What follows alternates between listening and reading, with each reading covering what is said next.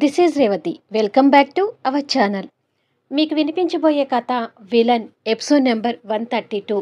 కథను రచించిన వారు నక్షత్ర గారు. తన పర్మిషన్తో ఈ కథను మీకు అందిస్తున్నాను. ఇక కథలోకి వెళ్దాము. నమస్కారం అమ్మా అంటూ ముగ్గురు సంజుకి గౌరవంగా నమస్కరించారు పెళ్లి కొడుకు వాళ్ళు. సంజనకి అలా నమస్కరించడం ఒక సంజుకే కాదు, ఆదిత్య, పూర్ణ, దివ్య కూడా ఆశ్చర్యపోతున్నారు. సంజు తడబడుతూ రెండు చేతులు జోడించి నమస్కారం అండి అని బదులు చెప్పింది. వాళ్ళు చిరునవ్వుతో తన నమస్కారాన్ని స్వీకరిస్తే సంజు ఆశ్చర్యపోతూ, నా గురించి యశ్వంత్ వీళ్ళకి ముందే చెప్పినట్టుగా ఉందే, కానీ చెప్తే ఏమని చెప్పి ఉంటాడు అని ప్రశ్న వేసుకుంది. సంజుకి అలా రెస్పెక్ట్ ఇవ్వడం పూర్ణకి, ఆదిత్యకి కూడా అర్థం కానట్టుగా ఉంటుంది. యశ్వంత్ చెల్లెలు పక్కగా కూర్చొని, ఇతనే నీకు కాబోయే భర్త, పేరు సంజయ్, వీళ్ళు సంజయ్ పేరెంట్స్ అంటూ చెల్లెలకి పరిచయం చేశాడు. కాబోయే భర్త అని యశ్వంత్ అంటుంటే దివ్యకి గుండెల్లో గుణపం పెట్టి గుచ్చుతున్నట్టుగా అనిపిస్తుంటుంది. దివ్య గురించి తెలిసినా కూడా తను ముభావంగా ఉండటం చూసి సంజయ్, అతని పేరెంట్స్ మొహాలు చూసుకున్నారు. సంజయ్ని, అతని కుటుంబాన్ని చూశాక ఈ సంబంధం కుదిరితే బాగుండు అన్నట్టుగా ఆదిత్య, పూర్ణ అనుకుంటూ వారికి ఎదురుగా కూర్చుని ఉన్నారు. పెళ్ళికొడుక్కి కాస్త పక్కగా నిలబడ్డ సాహితి దివ్య గురించి బాధపడుతూ, పాపం ఏంటో దివ్య పరిస్థితి అని నోట్లో గొనుక్కుంటుంది. తను అలా అనుకోవటం సంజయ్కి వినిపించి తన వైపు చూశాడు. సంజయ్ అలా చూడగానే సాహితి తమాయించుకొని, అమ్మో, నేను నోట్లో అనుకున్నది ఇతగాడికి వినిపించిందా ఏంటి అని అనుకుంది. సంజయ్ తిరిగి దివ్యని చూసి చెరో పక్క కూర్చున్న తల్లిదండ్రులతో డిస్కషన్ చేసి విషయం చెప్పమన్నాడు.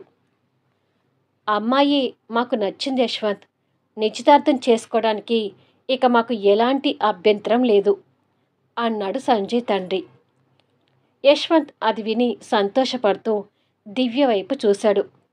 ఒక యశ్వంతే కాదు, పూర్ణ, ఆదిత్య, సంజు, సాహితి, పెళ్లివారితో సహా అందరూ తన సమాధానం కోసం చూస్తున్నారు. నీ సమాధానం ఏంటి దివ్య అని సంజయ్ మృదు స్వరంతో అడిగాడు. నాకు మిమ్మల్ని పెళ్లి చేసుకోవడం ఇష్టం లేదండి అని మనసులో ఉన్న మాటని దివ్య ధైర్యంగా బయటపెట్టింది. చెల్లెల దగ్గర నుంచి అదే సమాధానం వస్తుందని ఎక్స్పెక్ట్ చేసిన యశ్వంత్ పెద్దగా ఆశ్చర్యపోకపోయినా ఆదిత్య, పూర్ణ మాత్రం కంగారు పడుతున్నారు. దివ్య సమాధానం విని సంజు కంగారు పడుతూ పెళ్లివారి వైపు చూస్తుంటుంది.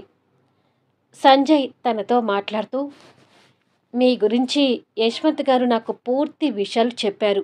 సో మీరు ఈ సంబంధం ఎందుకు కాదనుకుంటున్నారో నాకు అర్థమవుతుంది అన్నాడు. ఆ విషయాలు ఏవీ తెలియని దివ్య షాక్ అవుతూ చూస్తుంటే మిగతా అందరూ ఆశ్చర్యపోతున్నారు. మీరు ప్రేమించింది మీ అన్నయ్యకి సంబంధించిన శత్రువంట కదా, అందుకని యశ్వంత్ గారు మీ లవ్ని యాక్సెప్ట్ చేయలేకపోతున్నారు. అతని వల్ల మీ లైఫ్ హ్యాపీగా ఉండదనే ఉద్దేశం మీ అన్నయ్య గారిది. మన పెద్దవాళ్ళు మన మంచి గురించే చెప్తారనే ఒక్క విషయాన్ని గుర్తుపెట్టుకోండి. మీ కుటుంబానికి సంబంధించిన శత్రువుని మీరు ప్రేమించడం అంత మంచిది కాదు అని సంజయ్ మంచితనంగా చెప్పాడు. దివ్య సమాధానంగా మాట్లాడుతూ, ఇలా మాట్లాడుతున్నానని తప్పుగా అనుకోకండి. అతను మా అన్నయ్య వాళ్ళకి శత్రువే కావచ్చు, కానీ నాకు ప్రేమికుడు. అభి ప్రేమలో ఏదో స్వార్థం ఉంది అని మా అన్నయ్య అనుకుంటున్నాడు, కానీ అందులో ఎలాంటి వాస్తవం లేదు. నేను పెళ్లి చేసుకుంటే అభినే పెళ్లి చేసుకుంటాను. అభికి తప్ప నా మనసులో ఇంకొకరికి ఎప్పుడూ స్థానం ఉండదు. నేను ఎంత చెప్పినా మా అన్నయ్య వినిపించుకోవడం లేదు, అందుకని నా నిర్ణయానికి డైరెక్ట్గా మీకే చెప్పాలని మీ ముందు కూర్చున్నాను అని మాట్లాడుతుంటే యశ్వంత్కి చెల్లెల మీద కోపం వస్తుంటుంది. పూర్ణ అంతకంటే ఎక్కువగా కూతురు మీద కోపం తెచ్చుకుంటూ, దివ్య, ఏంటి ఆ మాటలు? ఇలాంటి సంబంధానికి కాదంటే నువ్వే నీ చేతులారా నీ జీవితాన్ని నాశనం చేసుకున్నట్టు అని హెచ్చరించింది. అవును దివ్య, నువ్విలా మాట్లాడడం కరెక్ట్ కాదు. అన్నయ్య నీ గురించి ఎంతలా ఆలోచిస్తే ఇంత మంచి కుటుంబాన్ని నీకు అత్తారిల్లు చేయాలని అనుకుంటాడు చెప్పు.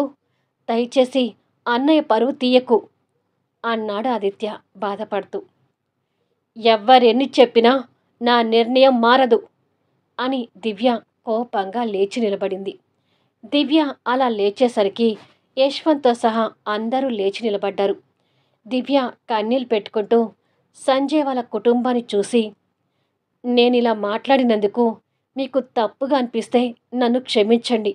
మనసులో అభిని పెట్టుకొని ఇంకొక వ్యక్తిని నేను పెళ్లి చేసుకోలేను అని అంది.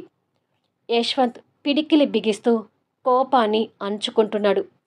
దివ్య అక్కడి నుండి వెళ్ళబోతుంటే యశ్వంత్ తన చేయి గట్టిగా పట్టుకొని ఆపి, if you don't mind Sanjay, Divya నీకు నచ్చిందా లేదా అని అడిగాడు.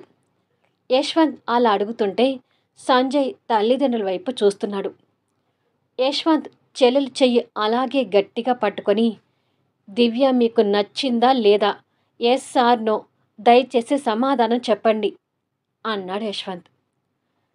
తన నిర్ణయం గురించి తప్ప దివ్య నచ్చలేదని చెప్పడానికి ఇంకొక వంక అంటూ ఏమీ లేదు యశ్వంత్ గారు అన్నాడు సంజయ్. అయితే దివ్యని మీకు బలవంతంగా ఇచ్చి పెళ్లి చేయాలనుకుంటున్నాను. దీనికి మీరు ఒప్పుకుంటారా అని అడిగాడు ఆ కుటుంబ సభ్యులను చూస్తూ. అది విని దివ్య భయపడుతూ యశ్వంత్ చేతుల నుంచి తన చేయి విడిపించుకునే ప్రయత్నం చేస్తుంటే యశ్వంత్ చెల్లెలు చేయిని ఇంకా గట్టిగా పట్టుకొని, నా చెల్లెలు జీవితం అభి కారణంగా నాశనం అవుతుంటే నేను భరించలేను సంజయ్. అందుకే నిన్ను ఇంతగా అడుగుతున్నాను. దివ్యని నీకు బలవంతంగా కట్టబెడతాను. అలా నా చెల్లెల్ని పెళ్లి చేసుకుంటావో లేదో చెప్పు అన్నాడు. ఆ క్షణం చెల్లెల గురించి యశ్వంత్ పడుతున్న వేదన సంజయ్ మనసుకు అర్థమై, తప్పకుండా చేసుకుంటాను అని సమాధానమిచ్చాడు. సంజయ్ ఆన్సర్ విని దివ్య ఇంకా భయపడుతుంటే సంజు కంగారుతో చూస్తుంటుంది. సాహితీ అయితే ఇక అయోమయంలో ఉంటుంది. అయితే బలవంతంగా అయినా సరే మీ ఇద్దరి పెళ్లి జరిపిస్తాను అన్నాడు యశ్వంత్ చెల్లెల వైపు కోపంగా చూస్తూ. బలవంతంగా పెళ్లిళ్ళు చేస్తే ఆ పెళ్లిళ్ళు నిలబడవ యశ్వంత్ అంటూ జయరాం గారు అభితో కలిసి అక్కడికి వచ్చాడు.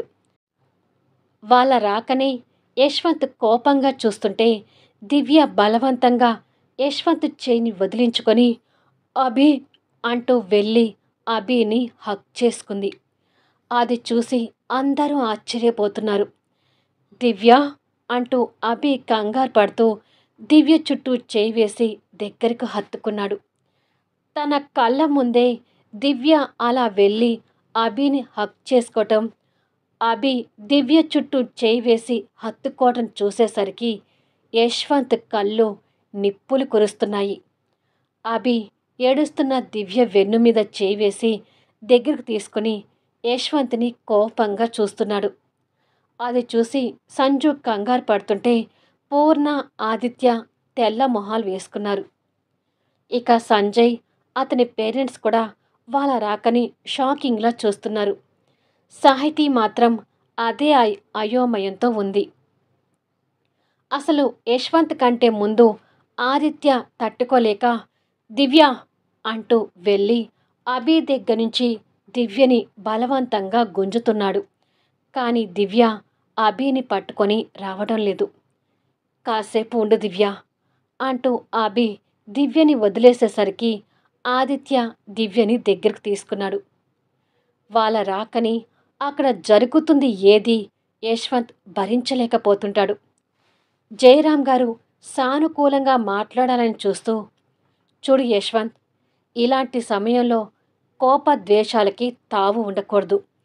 దివ్య పెళ్లిని వచ్చిన అతనితో బలవంతంగా చేస్తావేమో కానీ దగ్గరుండి వాళ్ళ చేత కాపురం చేయించలేవు కదా అని అడిగాడు. నేను దగ్గరుండి కాపురం చేయించకపోయినా సంజయ్ మంచితనానికి దివ్య కొన్ని రోజులకి మారుతుందనే ఉద్దేశంతోనే బలవంతపు పెళ్ళి అంటున్నాను అని అన్నాడు. తను ఎప్పటికీ మారకపోతే అన్నాడు జయరాం గారు. మారకపోతే ఇక తన జీవితం అంతేనని వదిలేస్తాను తప్ప నా చెల్లెల్ని తీసుకొచ్చి నీ కొడుకు మాత్రం కట్టబెట్టను అన్నాడు యశ్వంత్. అసలు మా ఇంట్లో పెళ్లి చూపులు జరుగుతుంటే మీరు రావడం ఏంటండి అని అడిగింది పూర్ణ. మీరు పెద్దవారు పూర్ణమ్మ గారు, మీరు కూడా తొందరపడి నిర్ణయాలు తీసుకోకండి అన్నాడు జయరాం గారు. బిజినెస్లో మా వారు మీరు మొదటి నుంచి శత్రువులుగానే ఉంటూ వచ్చారు. అలాంటి కుటుంబానికి మా అమ్మాయిని ఎలా పంపించమంటారు అని అడిగింది పూర్ణ గారు. పర్సనల్ లైఫ్ని ప్రొఫెషనల్ లైఫ్తో ముడిపెట్టకండి. బిజినెస్ అన్నాక శత్రువులు ఉంటారు, మిత్రులు ఉంటారు. బిజినెస్ శత్రువులని చెప్పి పిల్లల జీవితాలతో ఆడుకోవద్దు అన్నాడు జయరాం గారు. ఈ మాటలని అనవసరం అండి. దివ్యని మీ అబ్బాయికి ఇచ్చి పెళ్లి చేయటం మాకు ఇష్టం లేదు అన్నాడు ఆదిత్య. దివ్య ఏమీ చిన్నపిల్ల కాదు. తన జీవితం గురించి తన నిర్ణయాలు తీసుకునే హక్కు తనకి పూర్తిగా ఉంది అన్నాడు జయరాం గారు. తను పెళ్ళిడికి వచ్చిన ఆడపిల్ల కావచ్చు, కానీ లోకం పోకడ గురించి తనకి ఇంకా తెలియదు అన్నాడు యశ్వంత్ అభిని కోపంగా చూస్తూ. ఆ మాటలకు అభి కూడా కోపంగా చూస్తూనే, నువ్వు ఎన్ని చెప్పినా సరే యశ్వంత్, నేను ప్రేమించిన దివ్యని దూరం చేసుకోవడం అనేది కాని పని అన్నాడు. ఇక యశ్వంత్ ఆవేశం కట్టలు తెంచుకుంటూ, ఏంట్రా నా ఇంటికొచ్చి నా ముందే నా చెల్లెల గురించి అంత ధైర్యంగా మాట్లాడుతున్నావు అంటూ వచ్చి అభి షర్ట్ కాలర్ పట్టుకున్నాడు. వాళ్ళిద్దరి మధ్య గొడవ పెరిగిపోతుంటే సంజు భయపడుతుంటుంది. నేను దివ్యని ప్రేమిస్తున్నాను, తనని పెళ్లి చేసుకోవాలనుకుంటున్నాను, అందుకే మీ ఇంటికి ధైర్యంగా వచ్చి మాట్లాడుతున్నాను అన్నాడు అభి ఏమాత్రం తగ్గకుండా. మరుక్షణమే యశ్వంత్ అభి చెంప మీద నుంచి గట్టిగా కొట్టాడు. ఆ ఫోర్స్కి అభి అక్కడ ఉన్న చైర్కి తగిలి ఆ చైర్ మీద నుంచి కింద పడ్డాడు. అది చూసి జయరాం గారితో సహా అందరూ షాక్ అవుతుంటే అభి కింద పడిన దగ్గరికి యశ్వంత్ ఆవేశంగా వెళ్ళి అభి షర్ట్ పట్టుకొని పైకి లేపాడు. యశ్వంత్ కొట్టిన దెబ్బకి అభి పెదవి చిట్లి రక్తం కనిపిస్తుంది.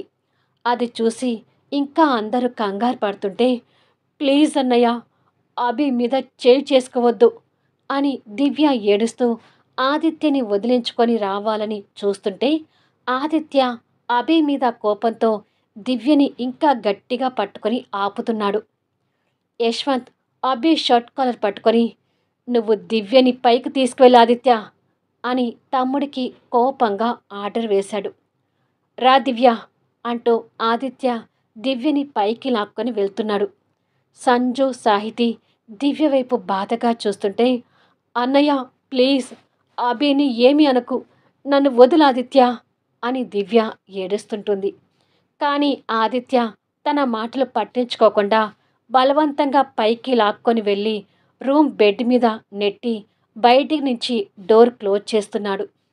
దివ్య డోర్ దగ్గరికి వచ్చి, ప్లీజ్ ఆదిత్య డోర్ ఓపెన్ చేయి అని ఏడుస్తుంటుంది.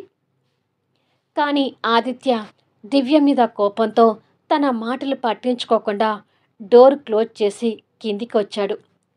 ఆదిత్య కిందికి వచ్చేసరికి, మర్యాదగా చెప్తున్నాను అభి, దివ్యని మర్చిపో, లేదంటే నీ ప్రాణాలు తీస్తాను అన్నాడు యశ్వంత్ నిప్పులు కక్కుతున్న కళ్ళతో చూస్తూ.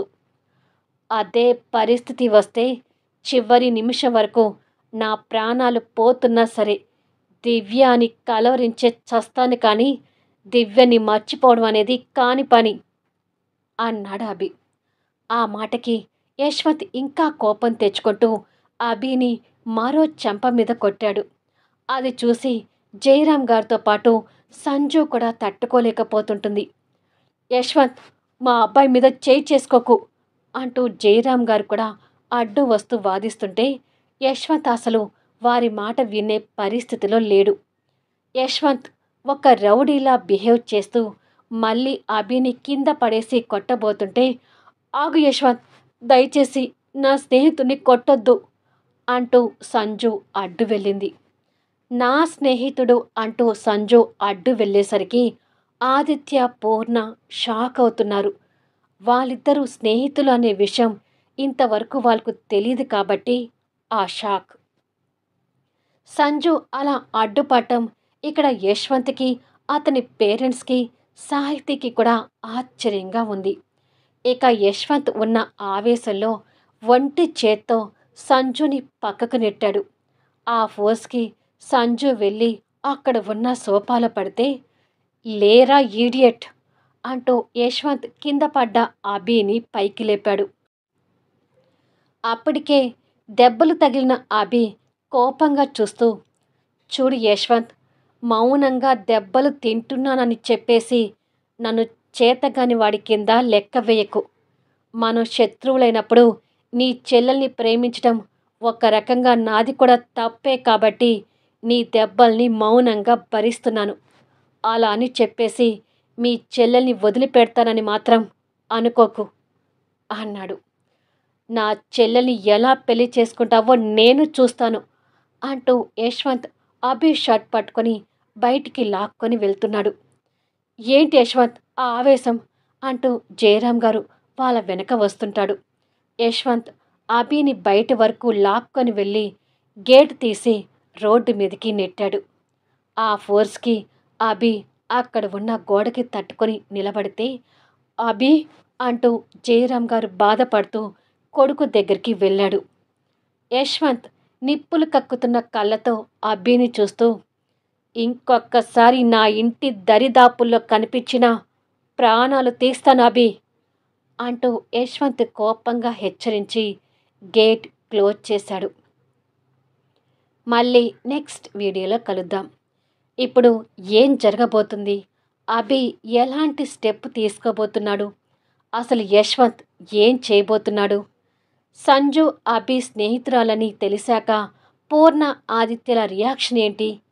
ఈ గొడవల్లో షీలా పాత్ర ఎంత ఉండబోతుంది? అందరి మధ్య సంజు పరిస్థితి ఏంటి? ఇవన్నీ తెలియాలి అంటే అద్భుతమైన మలుపులతో ఎప్పటికప్పుడు ఆసక్తికరంగా సాగే వీడియోస్ని మిస్ కాకుండా చూడండి. కథ నచ్చితే దయచేసి లైక్ చేయండి, కామెంట్ షేర్ చేయండి, ఛానల్ సబ్స్క్రైబ్ చేసుకొని షేర్ చేస్తూ సపోర్ట్ చేయండి. Thanks for listening.